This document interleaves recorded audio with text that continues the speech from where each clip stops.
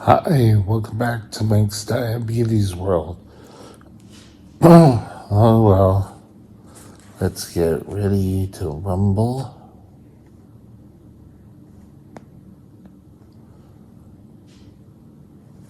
Okay, current blood sugar is 7.3. Had a bit of a high yesterday, but blood sugar started to come down. When I went to emergency, they found my pump was disconnected, but we'll discuss about that later. And they just kept dropping all night. Now, usually I go pretty quickly into nice even blood sugars. Last night it took me a while to drop down to normal, and I didn't do that till about 3 o'clock, give or take. Not fully calibrated. I should do this, sorry. Gotta do this I forgot to calibrate, so there. My current blood sugar is actually 8.3. Select yes. Blood sugar received, and then it's 8.3. And you see up here, it is calibrating. And if we go here, it's now calibrating. I thought that was a little bit different than I was. Okay. So, time range is 30%. Above is 70%. And that was only 30%. Now we know from previous talks that should be 70. So I had a bit of a rough day. Below 3.9 millimoles per liter was at 0%. So that's a win. While this needs work today, this is a win. Average sugar is 15.7. So things are a little bit challenging today. And hopefully I don't go high again, but we're going to keep a good try to it. Today, I want to discuss when you should go see your endocrinologist. Stay tuned.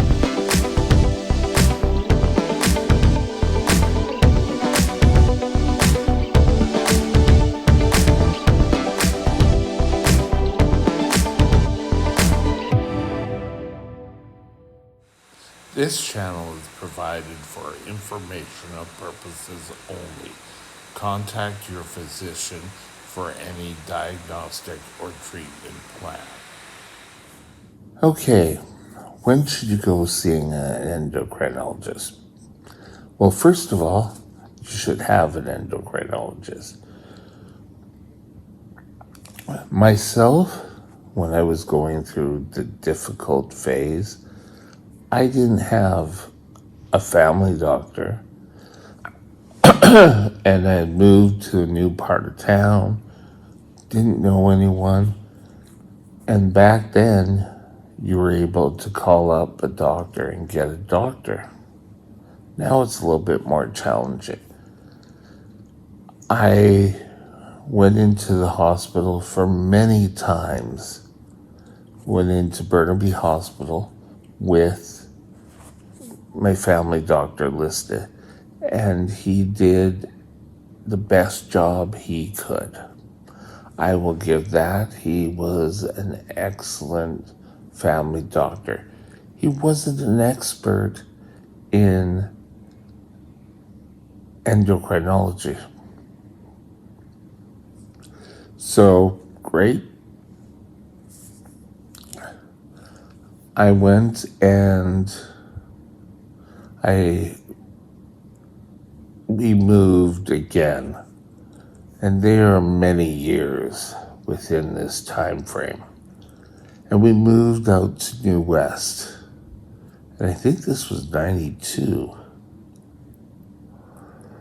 And my doctor retired. I was left without a doctor. This is just a GP.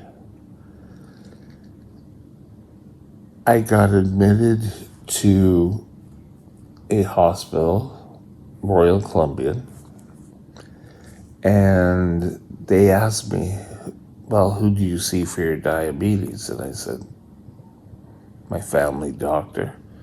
And they weren't too impressed. They had the endocrinologist on call come and see me while I was in the hospital with a so-called infection. That was later one of the complications called Charcot's foot. But we're off topic there. My endocrinologist, who I stayed with for close to 30 years until she became a assistant dean of medicine, I think, out at our local University of British Columbia. But this time, I continued under a new endocrinologist. Both endocrinologists, or the endocrinologists that work out of Royal Columbian, are excellent. I've unfortunately had a chance to see them all. But this endocrinologist taught me that we really shouldn't have you in the hospital. This was when I first saw her. So we got the foot back under control. I was able to leave the hospital. And then she said, well, if you'd like, you can come see me at my office, which is just across the street. Excellent. The SkyTrain station was right there. Could easily get there from where I lived in Burnaby. And so we get there, and we started a relationship as patient-doctor. Let's just get your mind out of the gutter. And we never start looking back. So when would I go see her? We set a pattern. I at least had to go see her every 6 months, unless there was something going on. She was always in my corner. She was always backing me up. It was her who finally said to me in a discussion in our office that I was disabled with diabetes, that they had tried for many years to get satisfaction. And nothing really worked. So I ended up staying with her. We got a sensor for my pump. We got the disability covered. She worked. We tried many different steps to try to get my blood sugar under control. We worked and got a new pump and have started working with Medtronic. It was sort of the best decision I ever made. If you want to talk about having a good diabetes plan, it's this. Yeah, I know my screen's dirty. I'll clean it in a minute. But if you're having problems with your blood sugars, they're the ones you should be calling. Your GP should be sort of down the list. So when I say see your endocrinologist, I'm talking about a dietitian, your endo, who's the leader of your team, and probably a diabetic nurse. Somewhere along the line, you're going to have to go for diabetes education. Yeah, well, I know everything. Well, chances are you don't know everything, but you do your best.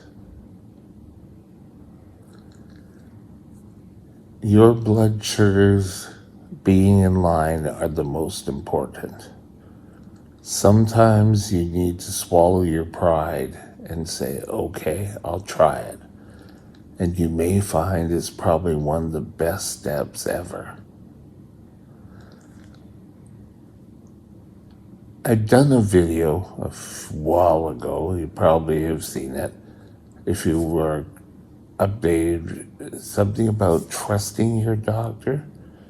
Well, the only way you're going to trust your doctor is by trying some of the things. Don't be such an idiot as I was as a young man and banging your head saying, no, I know best. I know what's right for me. But you need an endocrinologist.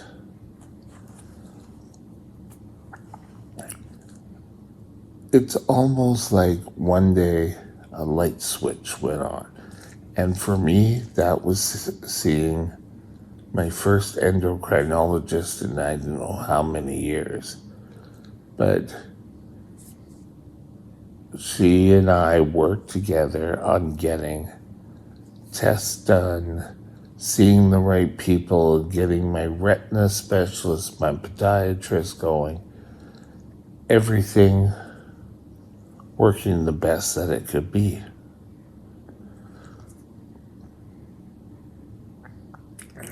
So, can you go and just do diabetes on your own? Well, you can, but I don't suggest it. Get an endocrinologist, someone who will help you decipher your blood sugars, will also help you come up with a game plan about being high, being low, and keeping yourself steady.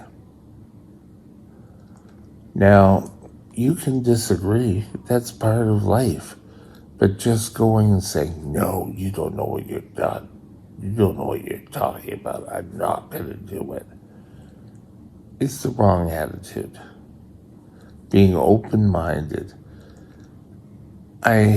For years, and this is tied in, worked in an optical store. And people would come in with glasses which were so old and they were thick glass. And they came in and said, well, I just want new glass lenses. And we said, well, first of all, your frames are dead. Second of all, glass is not your best option. And once we explained and they opened their minds, we got them into a lighter pair of glasses that they could see better. People think they've got their prescription for glasses, and those are the glasses you have to deal with the rest of your life. A lot of people who take on their own blood sugar control without any help from either a GP, an endo, or a diabetic nurse tend to have higher blood sugars. And this is due, the main reason why this happens is they may have suffered a low blood sugar and decided, I'm not going to deal with the low again. So I'm just going to go and just cut back my insulin. And then things are all happy. I do a couple of tests on my glucometer, and they seem to think that's proper control. Well, one of the hopes of this channel is to educate and get you to see an endocrinologist who will probably set you up with a few others. People like your retina specialist, your any complications you have, to make sure you get the proper care. But be open for change. If you're seeing a new endocrinologist, things may not be 100% different or 100% the same. And I will tell you from years ago when I was in Royal Columbian for 10 months, 9 months, we had a system where while you were in the hospital, you saw an endocrinologist, and they would rotate every week. And that was great if you were in there with an issue. But if you were in there a long time, like I was, one endocrinologist would take you way over there. And then the other one would bring you all the way back. And you really didn't get continuity. And don't get me wrong, they were all trying their best to decipher what made my diabetes work. So if you have to change your endocrinologist, or you've been without one for years and you go see a new endocrinologist, chances are it could be a little bit different. But that doesn't mean he or she is doing anything wrong.